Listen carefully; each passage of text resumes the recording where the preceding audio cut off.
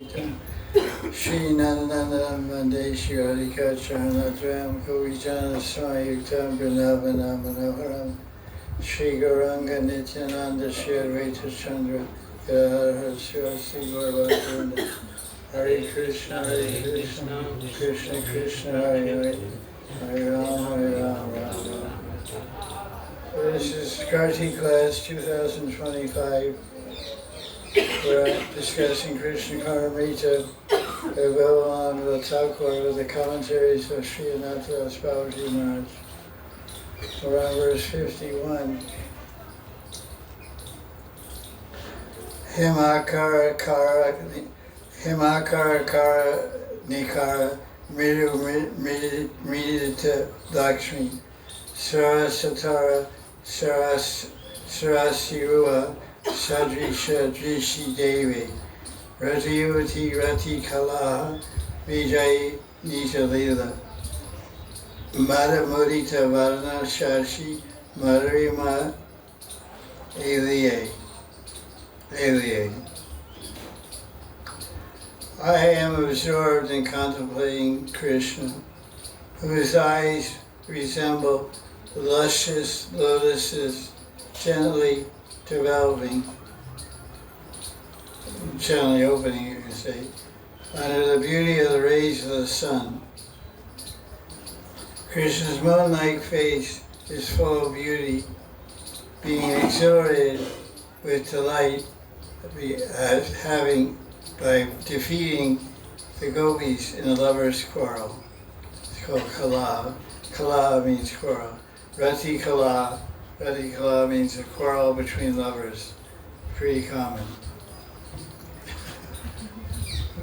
Must be knowing. The more advanced group. Brahmacharis and brahmacharis, we don't know about that. Rati kala, right? Arguing and fighting of lovers, we try to avoid that. So let's see another translation. My innermost mind is immersed in Krishna, whose eyes are like lotus blooming slightly in the new rays of the sunshine. His face looks very sweet since it's shining with pride.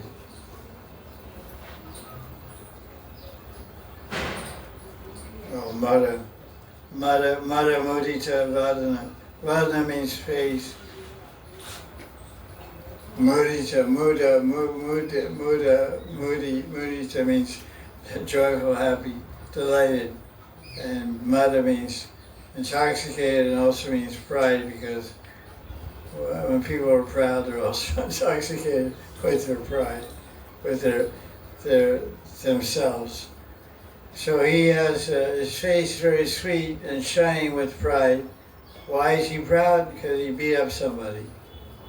He defeated the gopis in a battle of lovemaking against the damsels of Raja. This is kala, but kala means, well, it means a quarrel, not a battle. Anyway, see what the purport says. Maybe the purport supports that translation. But the word kala means verbal, it's talking. Krishna's Kaviraj's commentary, he says that Radha's heart and senses are engrossed in Krishna's sweetness. And now Radharani is saying farewell to her Sakhis. Why?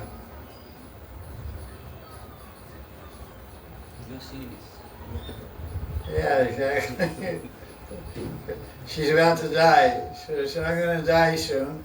So I want to say goodbye to everybody. Before you die, you call your friends up and say hello. Like, for example, Shivdas, who's in charge of the Goswami, his mother told him 10 years before she died, she said, on Janmashtami, I'm going to leave my body. He was a young boy at the time, he didn't think much of it. But then after 10 years went by, his mother gave him a list of names and some money, And so I owe some people in the market some money, and I owe some money to them, so please go pay these debts. So he did that, and then he said, why, and then she said, you know, Janmashtami is coming up. He said, yeah, okay. You remember? He said, remember what? I'm leaving my body. She was very healthy. And she said, I'm going to leave my body. So then, you know, he bought her new clothes and jewelry and everything. So she dressed herself up on the day of Janmashtami to please her Thakurji. And then she laid on her bed and she talked to Shivdas and her family members, I'm going to die. And she just left her body like a great yogi, fully dressed, fully conscious, no disease, no pain. It was her time to go, I guess. So he described Shivdas, who's called Lita Madhavdas, from the Goswami. He described it to me. So Radharani is the same way. She's going to die in separation from Krishna. So she said, listen, this is the last time we're going to see each other and talk together. So I will die very soon. Then Radharani fell unconscious. She died the next minute. I'm going to die, and then she died. I mean, she fell. She died. She fell unconscious, Pralaya. She was overcome by a bhav called Kutumita, which is described in Ujjvala. So this is how Radharani died, quote unquote died. She was absorbed in the pastimes of Krishna when they met, and he pulled out her choli and embraced her in his arms and joked with her. So that's how she remembers Krishna when she dies.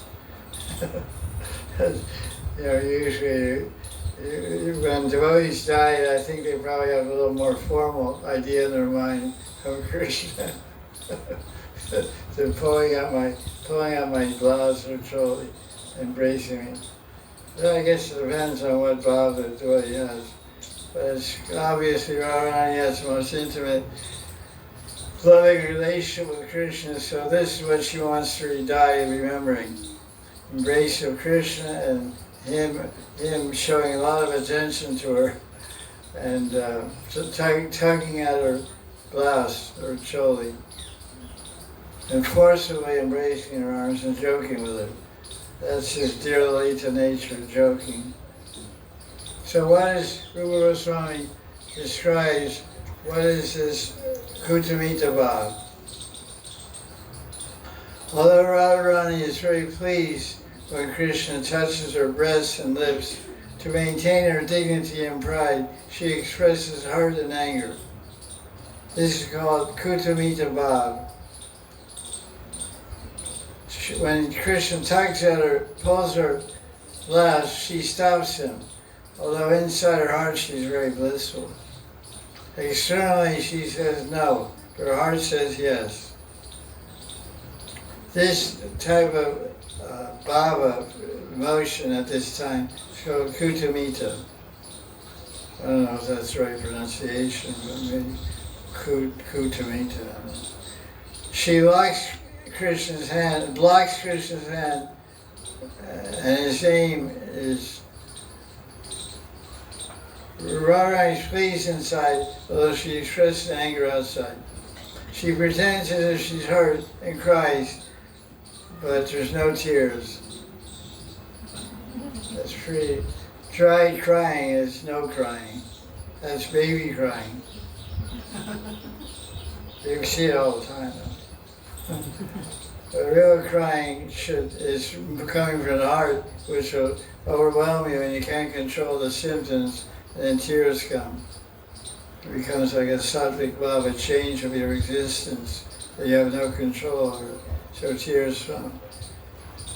There can be two temperatures of tears, depending on what? Happiness and sadness.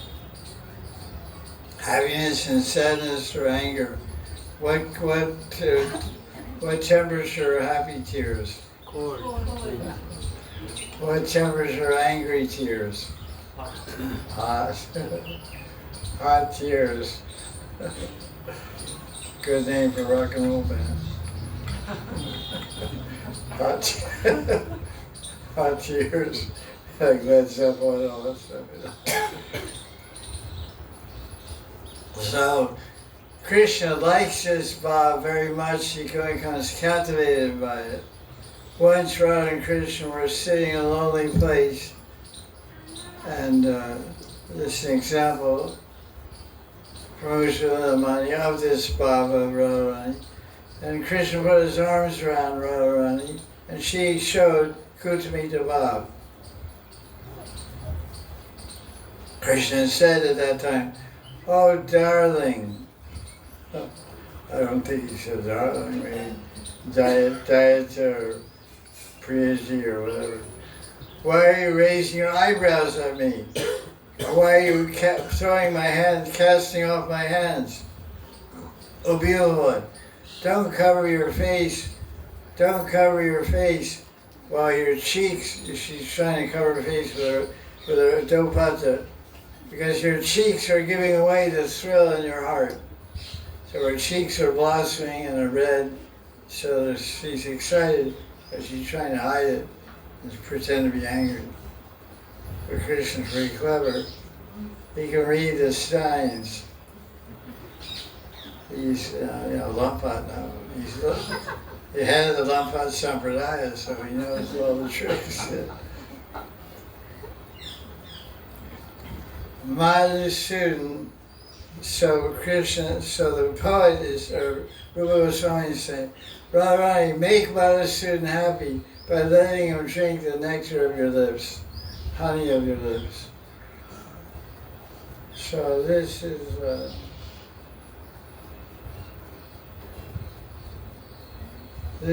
the Rati Kala, the war fight that happened. Sri Radha and Krishna. It's described in the next paragraph. It's like when you get in a fight, you always tell your friends about it or your mother. So Radha got in a fight with Krishna. So when she met the Sakhi, she told him about it. Girl talk, Well, I had a fight with Krishna. Oh, well, what happened? You won or you lost? She said, "Oh, Sakhis, my mind is absorbed in that beautiful Krishna." Raj says, "Braja Yuvati Rati Kala Vijay, Nija Lila Madan Udita Vadana Shashi Madhuri Mai." Sri Krishna fights a battle of love with me, and no, it's not, she's not speaking. This is Jnanadas poet is describing. The Radharani fights the love battle with Radha and the other Sakhis, and puts his arm forcefully around them and pulls their cholis, touching their breasts and kissing them. And while the gopis defeat his pride and joy.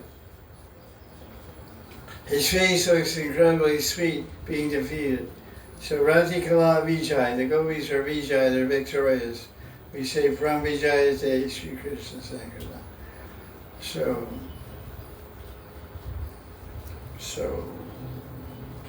Radha is absorbed in that glorious sweetness of Krishna.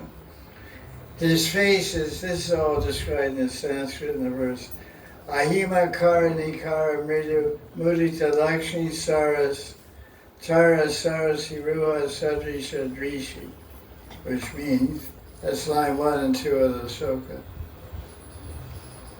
Krishna's eyes are as beautiful as a blue lotus flower, gradually opening at sunrise. His eyes are fragrant and have all the qualities of a blooming lotus, color and shape and fragrance and taste and everything. Radha's mind is absorbed in Krishna has such beautiful eyes. Radharani's mind is enchanted by Krishna's beauty. Each of Radharani's senses wants to merge with Krishna. Radha describes the beauty of Krishna. My eyes fill with tears when I see such wonderful qualities of Krishna that my mind gets lost in them. My heart cries for the touch of Krishna's heart. My soul is restless. I'm so much in love. I can't express the happiness in my heart when I see Krishna and how eager I am to touch him. When Krishna laughs, honey seems to fall out of his mouth like a waterfall. And when he smiles, it seems like the essence of love. Radharani is completely lost in Krishna. When I see Krishna, my eyes cry endlessly. Everyone in my house is whispering amongst themselves. Radharani has burned up all her shame, says the poet. So this is all more sweetness of Krishna, this verse describes. Radharani's experiencing it. Krishna sends his commentary by saying briefly that Leela Shukas and Siddhasrupa as a Sakhi, seeing and Krishna's sweetness, along with standing next to Radharani, saying, the Sakhi says, I am absorbed in Krishna's sweetness while he's sporting with Radha. So that means the Sakhi is in the kunja, outside the kunja, looking through the holes in the walls of the kunja, appreciating the sweetness of Krishna. And then we have Krishna's Kaviraj's commentary. This is more about the sweetness of Krishna because that word is there in the verse 51. No, is it there? No, it's not. Oh, yeah, Madhurima. Mada Mudita Vadan Shashi Madhurima Liye. Sweet Vadana, his face is full of sweet beauty. So he says, Krishna's playfulness and other activities are sweeter than sweet. Madhurima. Some avatars of Krishna manifest some ras, but not all the incarnation, all the avatars, contain all the ras. Krishna has all the qualities that bring forth all the different rasas. How did Rupa Goswami describe Krishna? What did he say? Akila Rasa Murti. He's a real Akila Rasa Sindhu Murti. Akila Rasamrita. Yeah, Akila Rasamrita Murti. He's a personification of every possible ras. Goswamis have named all these rasas and qualities compacted together in Krishna simply by the name Madhuri. That's why we described yesterday that we worship the sweetness in Bhagavan. We don't worship Kurukshetra Krishna or Dwarka Krishna. We worship Madhuri Bhagavan, the special Bhagavan. There's Maryada Bhagavan, there's Leela Purushottam Bhagavan, but Madhuri is the special sweetness. Vavacharya has a famous astakam called Madarastakam, which Gopal Goswami quotes here in his commentary, a famous verse, how Krishna's body is sweet. It's no translation, but it's pretty easy to understand. Adaram, Madaram, Vadanam, Madaram. His lips are sweet, his speech is sweet. Nayanam Madaram, Hasitam Madaram. His eyes are sweet, his laughing is sweet. Hridayam Madaram, Gamanam Madaram. His heart is sweet, his walking is sweet. Madaradi Pater Akilam Madaram. Akila means all, everything. Everything is sweet about the master and controller of sweetness, Mother Pati. So Leela Shuk is a worshiper in a sweet mood. So he's worshiping Madhuri Krishna, Madhuri Bhagavan. He's saying, I want to be absorbed in that sweetness. Like we said that verse from Chaitanya Charitamrita, Madhura chapter 21, verse 110. Madhurya Bhagavata Sar. The essence of Bhagavan is Sweetness. Goswami, sweetness. So we already discussed that point. And then the verse it says the word Dev.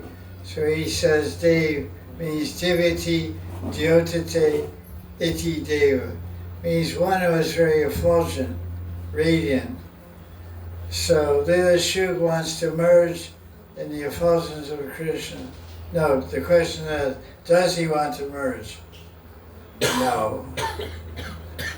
He wants to merge in the Leelas and lose himself in Krishna's Leela. So that's the effulgence he wants to. All right, already. How many bombs you got to set off? 1,008, 10,008.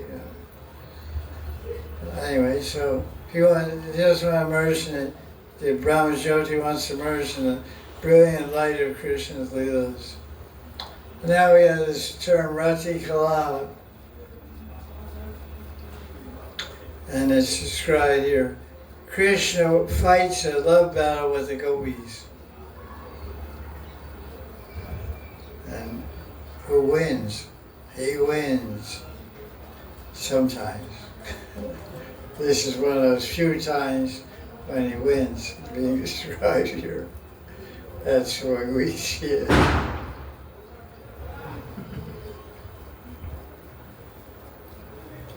Krishna's face, moonlight face, is sparkling with pride and joy. As he embraces the soft Brajabalas, he becomes more and more full of Rasa. When devotees meditate on these leelas with the gopis, their hearts soften and become full of divine Rasa. This is a very special Kali Yuga, because Gauranga has come and revealed a very deep secret that was hitherto unavailable. So how many Kali Yugas, out of every 1,000 Kali Yugas, every 1,000 Yuga cycles, how many times does Gauranga come? One time. That's a lot. 1,000 times 4 million. One Yuga cycle is 4 million years, 4 million thousand. That's like as much money as Bill Gates has. Whatever. That's a lot of years. And he came to give special gift. Mahaprabhu has spread his priceless treasure. He's distributed it to the 6 Goswamis. The treasure is Rag Bhakti. Rupa Goswami has described it in Raghunaga Bhakti. You know, this word kala, does anyone have any familiarity with this word kala? Kala, which means lover's quarrel. Have you ever come across the word anyplace? It's in Chaitanya Charitamrita. I told this story so many times. It's a little funny story, so hold on. Because, you know, this is a very high topic, so it's a little hard to go there. So by mercy of Gaura, we got some connection. The king of Puri went to South India and conquered the Vijayawada king or something like that. And he was a worshiper of Shri Gopal. So he brought the Murti of Gopal back to Puri, but he didn't have any temple for him.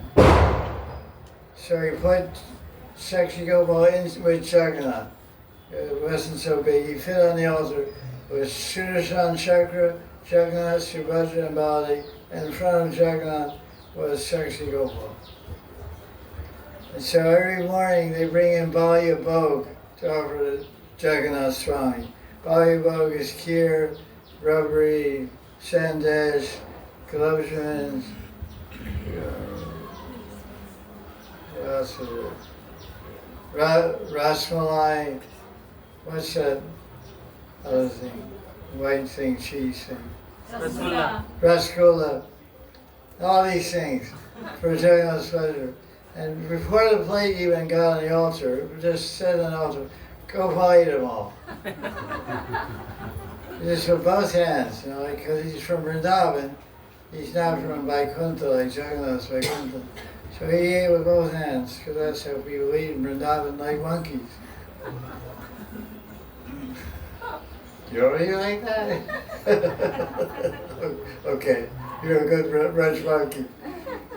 So I went on for a few days, and then Jagannath appeared in the dream of the king and the head Bajari in a dream. He said, listen, this little brat, this little Gopal, he ate all my mango archie sweets. I'm out all night dancing with the gopis. I'm really hungry in the morning. I don't get a drop or even a crumb, he doesn't leave me. So we gotta do something about him. If you don't do something about him, I'm gonna leave this place. I'm gonna go to Alanath. I'll go to Alanath's Mandir and not coming back. Okay. So then the king right away moved the deity, moved the Murti of Gopal to a village called Sakshi Gopalpur. It's about 10 kilometers from Jagannath Puri. So what happened was that first, before Jagannath appeared, I got a little lost my story. Before Jagannath appeared in a dream of the head Vajari and the king, Jagannath was having arguments with Gopal. And so in the Chaitanya Chaudhary describes, they're having prem kalaha, lover's quarrel.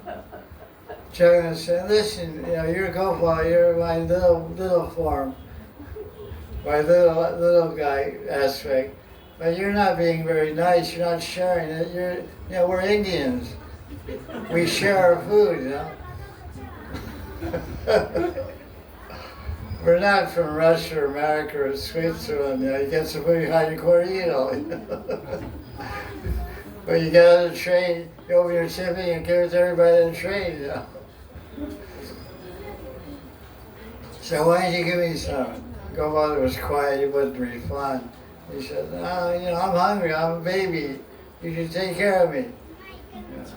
So they reached a stalemate. They were all having a quarrel. No one was acceding defeat or admitting defeat. So then finally Jagannath gave up on this kid. These babies are hard to deal with. They have no logic and no mercy, you know. They're very egotistic, very selfish. You must be knowing. I think big people are just big babies also. Grown-ups are also very egotistical and selfish. So then the dream happened and they moved and all that. Okay, goodbye, Gopal. So this is Krishna Kali Yuga, and he's giving all this stuff. So Rupa Goswami writes, Seva Sak Rupina Sirupin Chatri Tad Baba Sanakarya Brajalogan Sarta. Those who wish to gain rati for Krishna and Vrindavan must perform seva in the body as a sadhaka and in Siddha Siddhadeya, Siddha in meditation to attain qualification as Sri Krishna. So we already heard all this stuff, we know all this stuff. In Siddha we must do seva under the guidance of Rupa Manjari. In Sadhakadeya we do seva under the guidance of Rupa and Sanat and Raghunath Das Goswami. Moreover, mostly Rupa and Raghunath.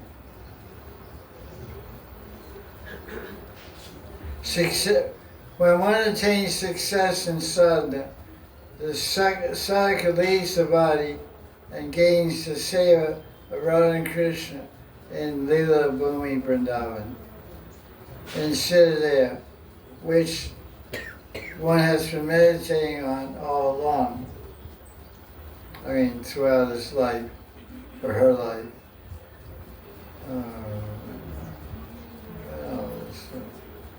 In Vrindavan, Radha and Krishna sit with the Sakhis around them. They sit surround Radha and Krishna. It's time for Rasa celebration. So when will the Sakhi, this is when will the Sakhi gesture to me, and I will fan them with a chamra fan. I will offer them tumble to their faces. So this is some meditation by Krishna's or Gopal Goswami, who is Guna Manjari. My commentary is describing specifically the nature of Raganuga Bhakti, following to attain these kind of intimacies, to hear these love quarrels, Rati Kala, and see all these fantastic leelas. That's the gift of someone who lives a life of Rag Marg and meditating on Siddha and entering these leelas. So he's showing an example in his Manjari Srup as Guna Manjari of entering the leelas and doing seva in the kunja at the right time by offering tumble and fanning Radha and Krishna with chamra fan. All day and night I meditate on the seva of those feet of Radha and Krishna with deep love. Whatever I'm meditating on my sadhana, I'll get in my Siddha. That's from Prem Bhakti Chandrika's quotation. So green mango, after some time, becomes a ripe mango. So sadhana is the green mango stage, and siddhi, for perfection, obtaining prema and realizing one's siddha and seeing Krishna's darshan, entering his lila, is the ripe stage of sadhana bhakti. So that's it for that. Now we have some more time. Half hour. So we'll do verse 52. Kara Kamala Dala, Kaita Dala Taravamshi, Kala Ninad, Gala Amrita Gan, Sarasi Devi, Saja Rasa Bara, Bharita Dara, Sahaja Rasa Bara, Bharita Dara Hasita Viti, Satata Vad, Adara Mai Madhurima Eviye.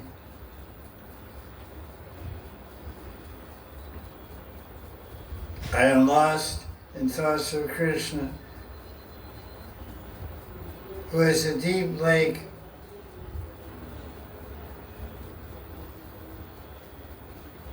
of nectar trickling forth in the form of his melodious flute song, which he holds in his lotus petal fingers. I am absorbed in thoughts of the sweetness of his ruby red lips, which bear a constant series of tender laughs filled with an abundance of loving mellows. Quite an object of meditation. Another translation of 52. Krishna holds the flute to his lotus face, and the sound is pours forth so much amrita that is creating a deep lake. Krishna's lips are sweetly colored with the natural rasa-filled soft smiles. May my innermost mind absorb in that God. In the heart of hearts, may I capture this meditation.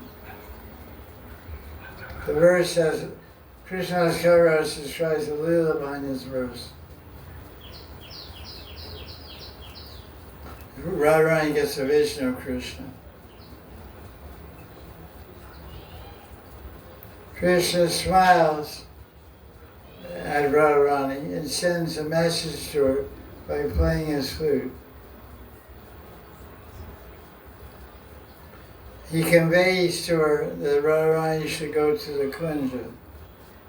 Now that same smiling face of Krishna It is revealed in the Radharani's heart as a vision. She becomes absorbed in that sweetness and speaks in loving ecstasy in this verse. That's the experience, that's the fruit of meditation.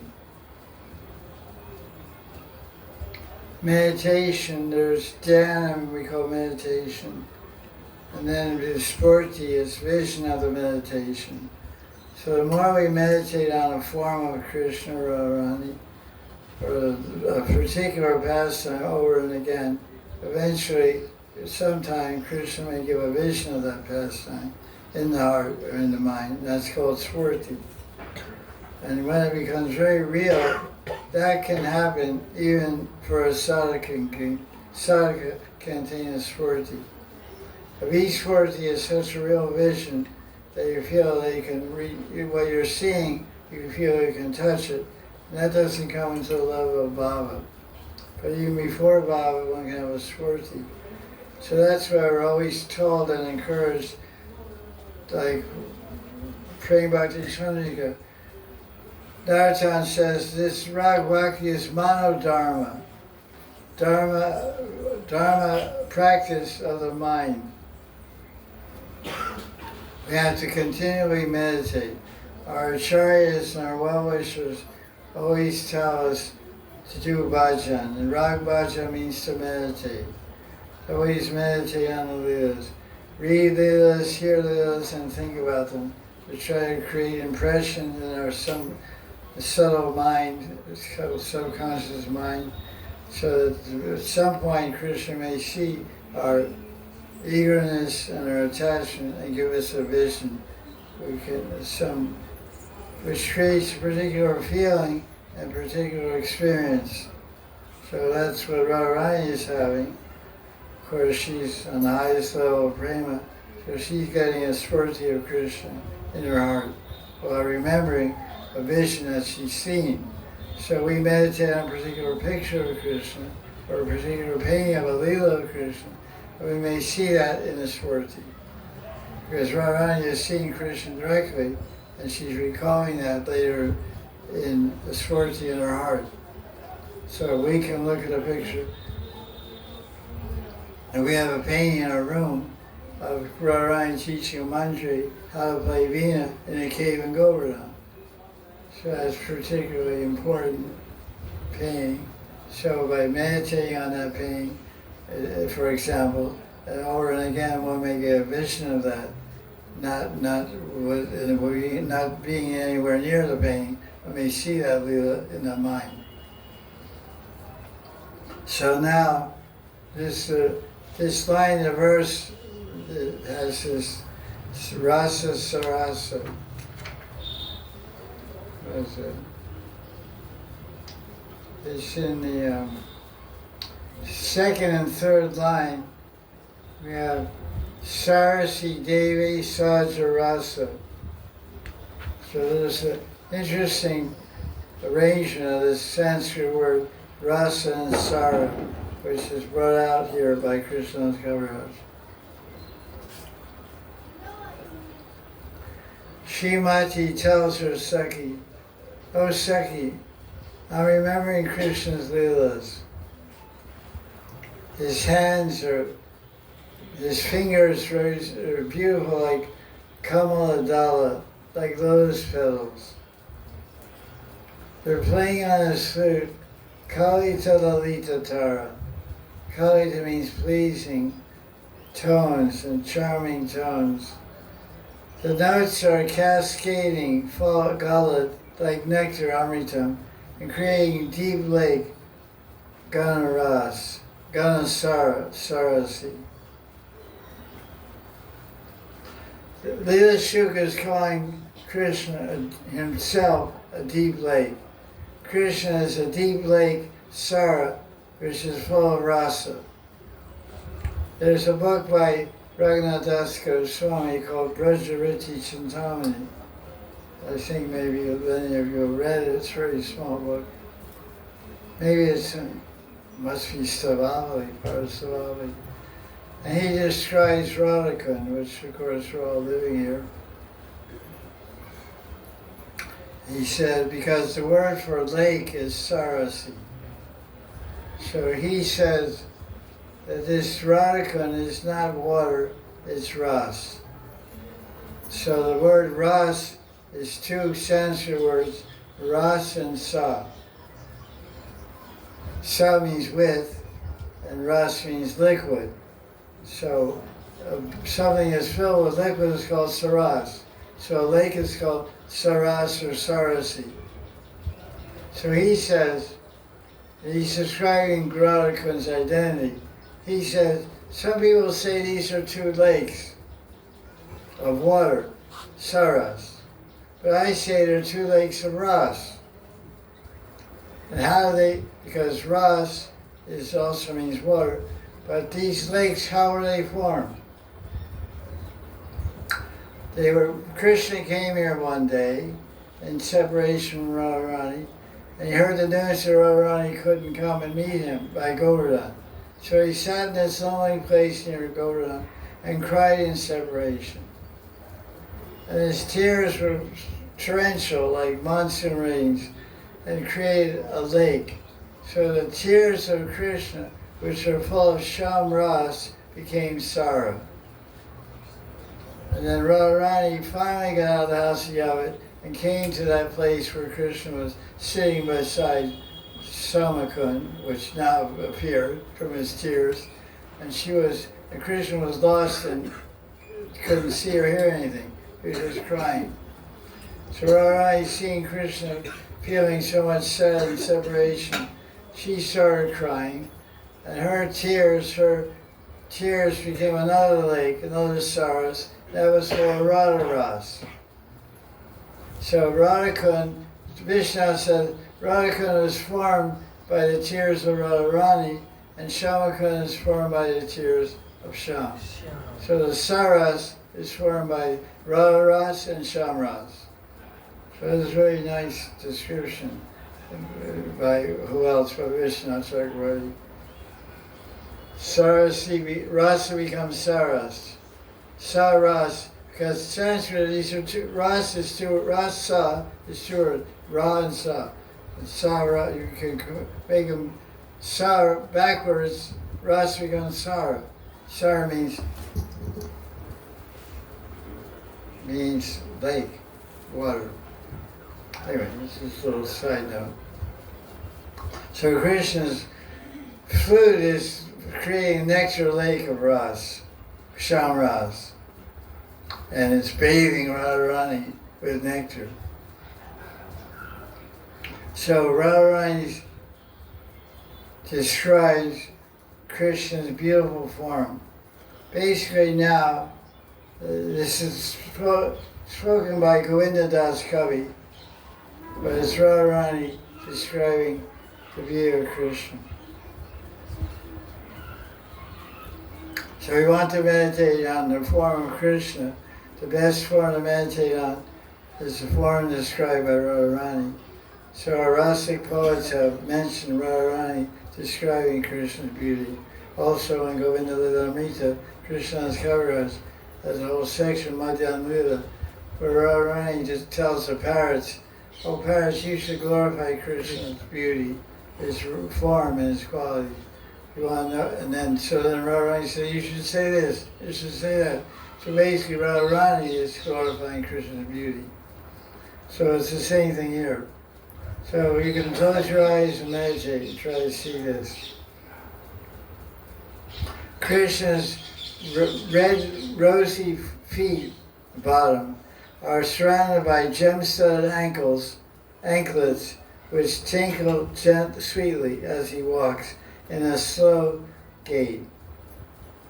He's wearing charming clothing, more golden than gold. And sports Vaijyanti Mala full of bumblebees. Madan Mohan is very delightful. Each part of his body is sending out vibrations of rag, a passion. His eyes are dancing in fun and frolic. His waist is slim and his chest is broad. He wears a necklace with a jeweled locket in the middle of his chest. Jeweled locket means a picture inside. Of who? Not Chanel? Depends on who he's going to meet. Yeah. True. He has different necklaces hanging in his closet. I'm going to meet Chanel, but I'll put a picture. Oh, Sean, what's in your locket? Oh, nothing, no. No, I want you to know, I'm shy. It's personal. Oh, come on, Sean. I think Radharani's in there. I think my rival's there. No. Oh, then she takes it. Oh, it's me. Oh. If she sees it's her, she feels so happy.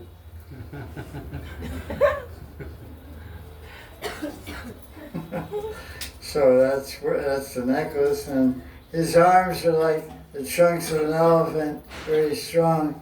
He wears jeweled armlets and bangles, and the gopis' hearts melt when they see this beautiful boy. Their eyes become intoxicated bumblebees that hover around Krishna and try to drink his sweetness. The crescent shape, yes, tilak was like a crescent moon. Looks like a smile on his forehead. It ensnares the hearts of the gopis. He resembles a young tamal tree. Okay, that's nice. Young tamal tree. Krishna's smile is constantly showering Rasa, and he's always spreading sweetness all around, in all directions, with his ruby red lips. Radharani says, my heart is struck by the beauty of Krishna, so much so I've lost all control of my heart. Once Shyam briefly cast a sidelong glance at me, and that was it. I was finished. Ever since, wherever I look, I only see Shyam. We pray for such a benediction. Oh, Saki, I saw this gorgeous lover on my way home from the Yamuna. Nanda Nanda and Gokul is the embodiment of pure nectar. No one will disagree with that. Gopal Bhatta Goswami's commentary.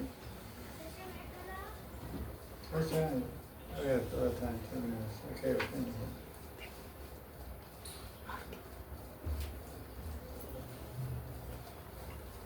We should also pray like this, but Shuka is praying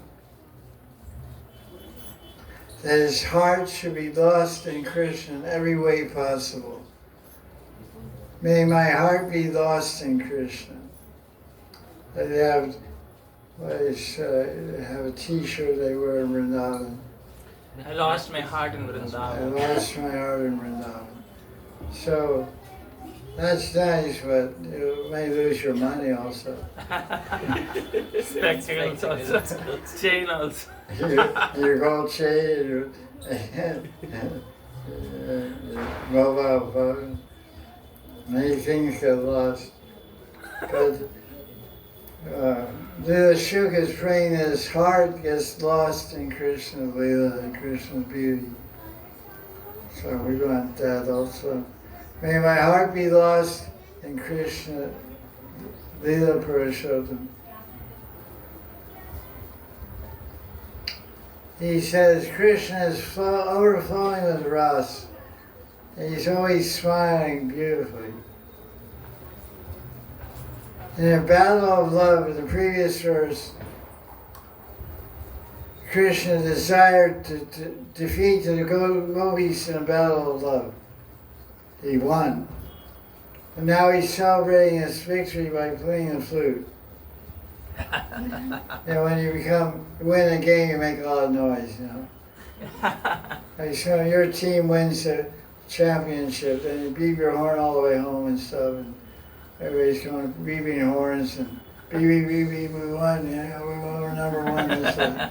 Make a lot of noise. You know.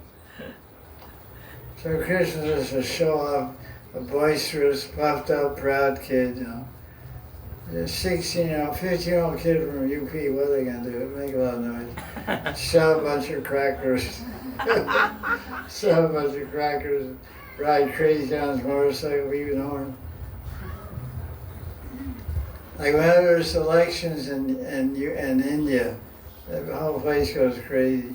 They count the votes and they announce the winners. You hear all kinds of crackers go off and horns beeping. One time I thought it was World War III or something. I asked, what happened? He said, oh, the local party won and everyone's excited, you know. I said, okay, good. No, another reason to put my earplugs in.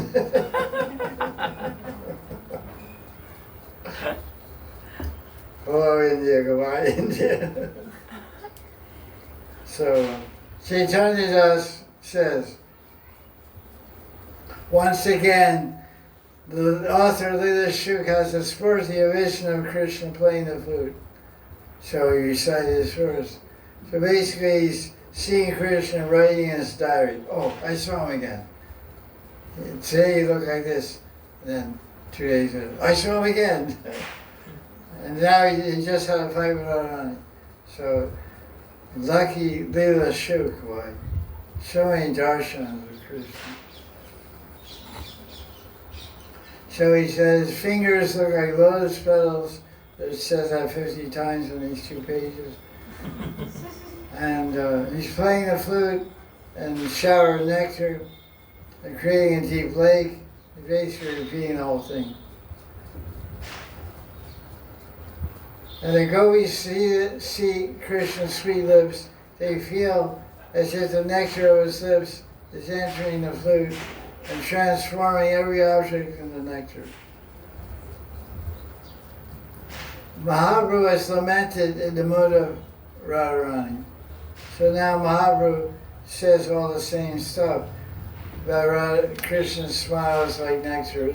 And he quotes, Chaitanya quotes Mahanidhi chapter 21, a very elaborate description how Krishna's flute goes in all directions.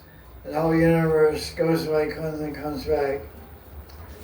It intoxicates everyone and drags them to Krishna, especially pretty girls. What else is new? The song of Krishna's flute is extremely audacious. It forces chaste women to give up their marital vows and steals them right off the laps of their husbands. This is right in Chaitanya Charitamrita, BBC book. It sounds like it's preaching a dharma, but it's Krishna Lila. And so it attracts Lakshmi Vaikuntha. What to speak of the gopis? It loosens the strings of the women skirts right in front of their husbands. That's okay, but they run out the door. That's not okay.